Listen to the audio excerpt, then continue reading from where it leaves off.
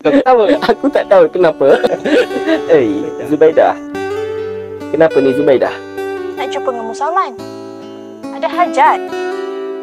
Oh, aku tahu ajak dia datang kemari. Oish, kau ni macam dah pandai berteka-teki. Apa dia hajatnya? Kawan, kenapa kau datang sini? Wish, tadi kau cakap kau tahu.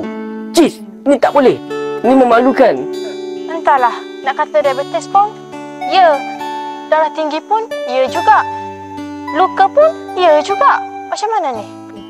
Kalau dah banyak sangat macam tu, potong buang saja. Kau ni kasar mainannya.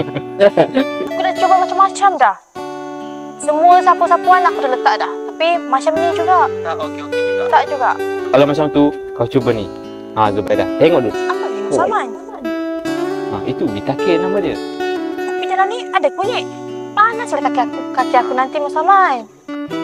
Tu Zubaidah, ada kunyit tapi dia tak panas tau kalau sapu sebab ada kandungan aloe vera dalam tu. Dia eloklah untuk yang mana ada kebas-kebas, sakit saraf, masalah luka macam tu, dia boleh bantu. Luka diabetes sekali? Betul, yang diabetes tu elok. Sesuai dengan Zubaidah? Iya. Patutlah aku tengok kau ni Zubaidah. Lain macam saja. Rupanya ada diabetes. Uish. Sudahlah korang. Aku tak nak berkawan dengan korang. Uish, marah. Sambung kelab semalam. Macam mana?